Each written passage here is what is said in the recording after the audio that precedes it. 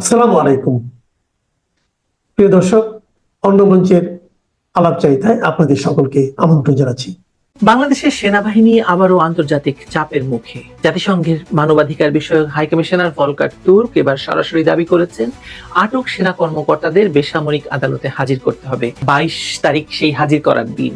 এতে একটা বিষয় স্পষ্ট, 2024 সালের অগাস্টে শেখ হাসিনা সরকারের পতনের সময় যেভাবে জাতিসংঘ সেনাবাহিনীর ভূমিকার উপর চাপ দিয়েছিল, সেই একই ধারায় আবারও চাপ এসেছে জাতিসংঘের কাছ থেকে। দেখা যাক এই চাপ সেনাবাহিনী কতদূর সহ্য করতে পারে। চলুন আলোচনা করে দেখি একটু। মানবাধিকার বিষয়ক হাই কমিশনারের সংবাদ বিজ্ঞপ্তিতে বলা হয়েছে, সুষ্ঠু এবং স্বচ্ছতার সাথে ফৌজদারি মামলা পরিচালনার জন্য সেনাবাহিনীর স্বতঃস্ফূর্তভাবে আটক এই কর্মকর্তাদের দ্রুত একটি উপযুক্ত বেসামরিক আদালতে উপস্থাপন করা গুরুত্বপূর্ণ। এখনো পর্যন্ত তাদেরকে বেসামরিক আদালতে উপস্থাপন করা হয়নি। আপনি জানেন, আমিও জানি। 22 তারিখ সেই দিনটি। আন্তর্জাতিক আইনে ন্যায় বিচারের কঠোর মানদণ্ডের গ্যারান্টি দেওয়া হয়েছে, তার প্রতি পূর্ণ শ্রদ্ধা দেখানোর আহ্বান জানাচ্ছি আমি। এটি হচ্ছে বিবৃতির অংশ। এসব স্পর্শকাতর ও গুরুত্বপূর্ণ মামলার ভিকটিম এবং সাক্ষীর সুরক্ষা নিশ্চিত করতে হবে, হাই কমিশনার বলেছেন বলে বিজ্ঞপ্তিতে বলা হয়েছে।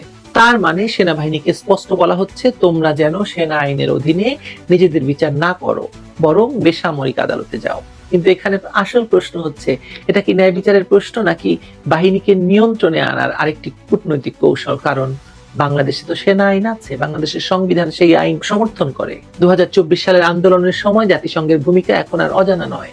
হাই কমিশনার ভলকার তুর্ক নিজেই বিবিসির হার্ড টক অনুষ্ঠানে বলেছিলেন, সেনাবাহিনীকে সতর্ক করা হয়েছিল যে তারা যদি দমন পীড়নে অংশ নেয় তাহলে শান্তিরক্ষা মিশনে বাংলাদেশের অংশগ্রহণ ঝুঁকিতে পড়বে। ফলে সবাই দেখেছে সেনাবাহিনী পিছু হটে, শেখ হাসিনা সরকারের পতন ঘটে এবং এক ধরনের অন্তর্বর্তীকালীন শূন্যতা তৈরি হয়, যেখানে নতুন ক্ষমতা কাঠামো গড়ে ওঠে।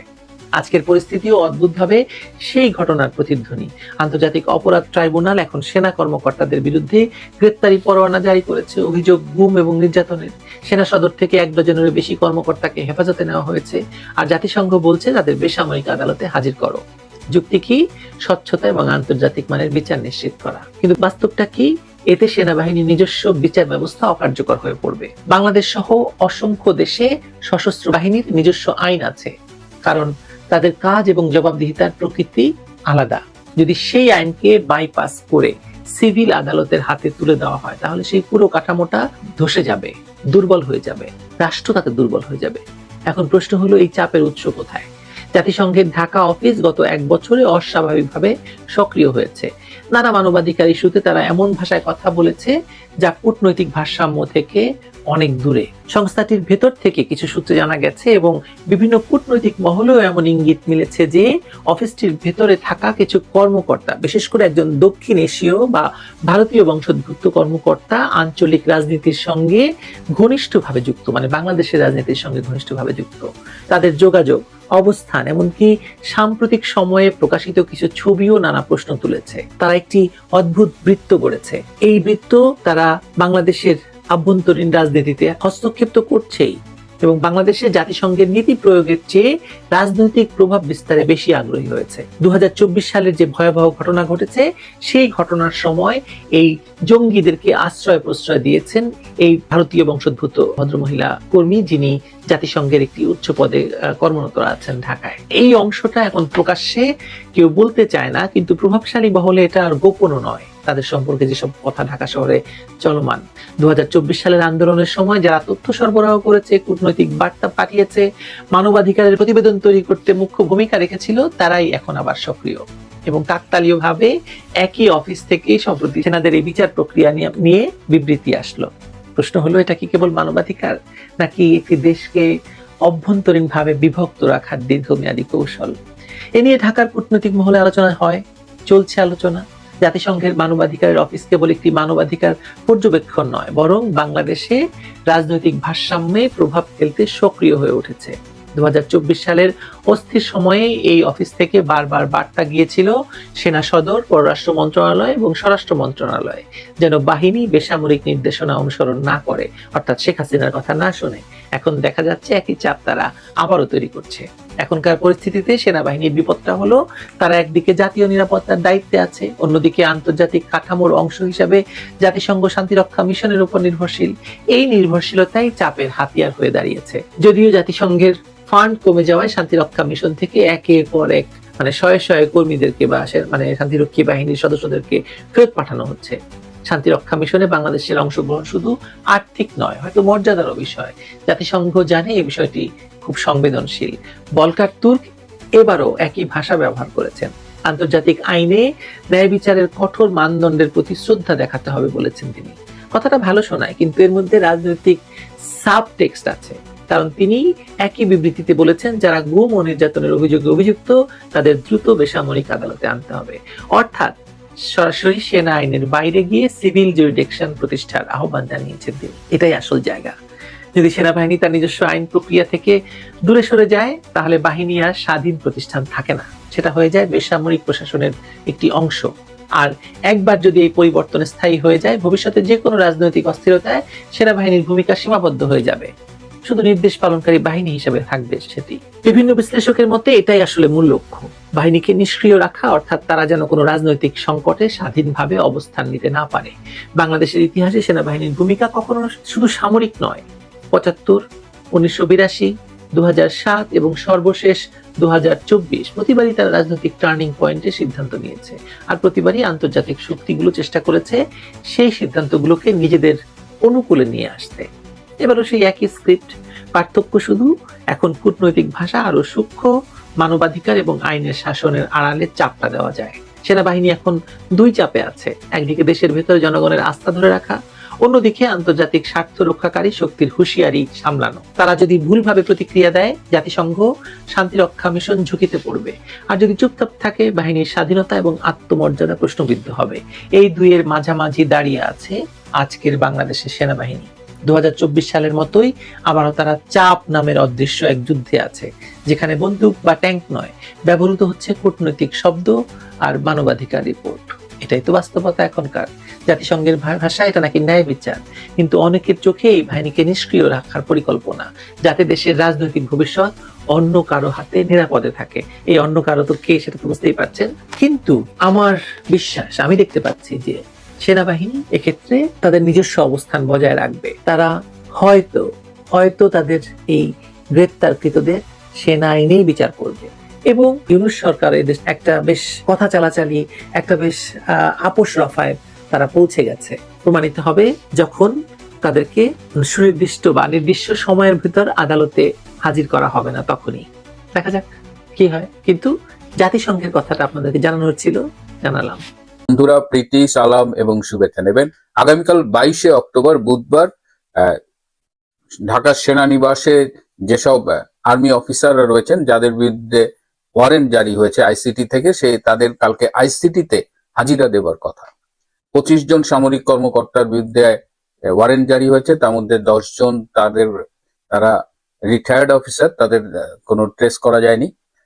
১৫ জন সার্ভিং অফিসারের মধ্যে একজন আত্মগোপনে চলে গেছেন, আর ১৪ জন বর্তমানে ঢাকা ক্যান্টনমেন্টে অবস্থান করছেন। এখন আজকে অনেকেই আমার কাছে জানতে চেয়েছেন যে তারা আসলে আগামীকাল আইসিটিতে সারেন্ডার করবেন কিনা, যেহেতু আদালত থেকে নির্দেশনা দেওয়া হয়েছে তাদের গ্রেপ্তার করে প্রডিউস করতে আইসিটিতে।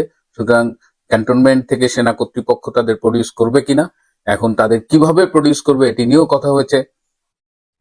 মানে আইসিটির পক্ষ থেকে তাজুল বোধহয় বলেছে যে তাদের পুলিশের মাধ্যমে অ্যারেস্ট করে নিয়ে যেতে হবে। তো সেনা কর্মকর্তাদের পুলিশ অ্যারেস্ট করবে কিনা এটা নিয়ে আরো প্রায় ১-১.৫ সপ্তাহ আগে পুলিশের হেডকোয়ার্টারে এটা নিয়ে আলোচনা হয়েছে, এবং পুলিশ স্পষ্টভাবে নিজেদের মধ্যে আলোচনায় জানিয়ে দিয়েছে যে তারা এটা পারবে না, তাদের পর্যাপ্ত লোকবল নেই। তার চেয়েও আমার কাছে যেটা মনে হয় যে তারা আসলে এই সেনাবাহিনীকে হাতকড়া দিয়ে আইসিটিতে নিতে চাচ্ছে না। সুতরাং পুলিশ তাদের অ্যারেস্ট করে হাতকড়া দিয়ে আইসিটিতে নিয়ে যাবে, এটি আমার মনে হয় হয়তো কাল হবে না। আমি আরো শুনেছিলাম যে তারা হয়তো ভিডিও কনফারেন্সিং এর মাধ্যমে ক্যান্টনমেন্টে, যেখানে তারা বর্তমানে রয়েছে অফিসার্স মেসে, সেখান থেকে হয়তো ভিডিও কনফারেন্সিং এর মাধ্যমে তারা অ্যাপিয়ার করতে পারে। আর আরেকটি বিকল্প হতে পারে যে সেনা কর্তৃপক্ষের ব্যবস্থাপনায় তাদের আইসিটিতে নিয়ে যেতে পারে, অথবা এর কোনোটাও নাও হতে পারে। আমি ঠিক এক্স্যাক্টলি আমি জানার চেষ্টা করিনি, কিন্তু যেভাবেই হোক এই যে সেনা কর্মকর্তাদের বিরুদ্ধে এই গুম খুন এইসব অভিযোগে এই যে গ্রেপ্তারি পরোয়ানা জারি করা, এই সব কিছু নিয়ে কিন্তু সেনাবাহিনীর মধ্যে চরম অসন্তোষ পরিলক্ষিত হচ্ছে। এবং কালকে যদি পুলিশ তাদের গ্রেপ্তার করে হাতকড়া পরিয়ে আইসিটিতে প্রডিউস করে, তাহলে সেটা হবে সেনাবাহিনীর গালে জুতো দিয়ে আঘাত করার মতো একটা বিষয়, মানে চরম অপমান, অসম্মান। এবং এই বাহিনী ধ্বংসের যে আমরা বারবার বলছি যে সেনাবাহিনীকে ধ্বংসের একটি চক্রান্ত চলছে, যে চক্রান্তের সাথে স্বয়ং সেনাপ্রধান জেনারেল ওয়াকার খান পর্যন্ত জড়িত, সেটি আমরা দেখতে পাচ্ছি। এবং জাতিসংঘ, আমি খুব অবাক হয়ে দেখছি যে জাতিসংঘ বাংলাদেশ সেনাবাহিনীর ব্যাপারে খুব বেশি নাক গলাচ্ছে। তারা গত বছরের জুলাই আগস্টের যে জঙ্গি আন্দোলন, সেই আন্দোলনেও সেনাবাহিনীকে তারা একটি নির্বাচিত সরকারের বিরুদ্ধে কাজ করবার জন্য প্ররোচিত করেছিল। এবং তারা সেই টুলস হিসেবে ইউএন পিস কিপিং মিশনের যে আর্মি যায় সেটা দরকার হলে বন্ধ করে দেবে, এরকম একটা হুমকিও তারা সেই সময় সেনাপ্রধানকে দিয়েছিল। এবং আজকে আমরা দেখলাম গত সপ্তাহে এই ICT chief prosecutor Tajul Islam একটা প্রেস কনফারেন্স করছে, এবং সেখানে হুমা খান নামে একজন উপস্থিত রয়েছেন। এই হুমা খান হলেন বাংলাদেশে যে ইউএন হিউম্যান রাইটস কমিশনে অফিস খোলা হয়েছে সেটার বাংলাদেশ অফিসের চিফ। তো একজন ইউএন কর্মকর্তা কি করে একটি বিতর্কিত ট্রাইব্যুনালে সংবাদ সম্মেলনে, তার চেয়ে আরো বেশি বিতর্কিত এই জামাতি যুদ্ধ অপরাধীদের আইনজীবী তাজুল ইসলামের পাশে দাঁড়িয়ে সেখানে কথা বলেন। এই সব মিলিয়ে মনে হচ্ছে যে বাংলাদেশে যে একটা গভীর সংকট, একটা আন্তর্জাতিক ষড়যন্ত্রের খেলার মাঠ হয়ে গেছে। সেই মাঠে ইউএন এর একটা স্পেশাল অ্যাসাইনমেন্ট হলো যে বাংলাদেশের সেনাবাহিনীকে ধ্বংস করে দেওয়া। এবং বাংলাদেশকে নিয়ে যেসব ভয়াবহ ষড়যন্ত্রের কথা আমরা মাঝে মধ্যে শুনছি, তার যদি অর্ধেক এমনকি সিকিভাগও বাস্তবায়িত হয়, সেটা হবে ভীষণ ভীষণ ভীষণ মানে মানে আমাদের সবার জন্য খুবই খারাপ। হ্যাঁ, যে বাংলাদেশের একটা অংশ, মিয়ানমারের একটা অংশ, ভারতের একটা অংশ নিয়ে ক্রিশ্চিয়ান স্টেট করার যে একটা মাস্টার প্ল্যান দীর্ঘদিন ধরে আমেরিকার রয়েছে, সেটি থেকে তারা যে সরে এসেছে সেই লক্ষণ কিন্তু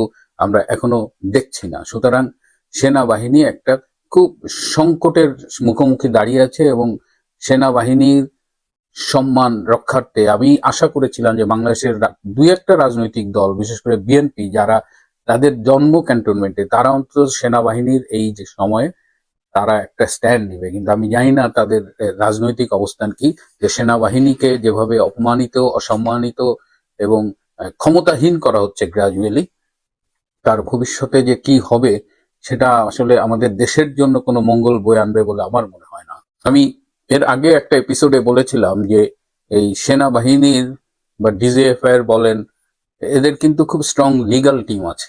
এবং আমি একটা পরামর্শ দিয়েছিলাম যে এই লিগ্যাল টিমের উচিত হবে প্রথমত হলো যে আইসিটিতে এই গুম খুন এগুলো বিচার করা যায় কিনা সেটি নিয়ে চ্যালেঞ্জ করা।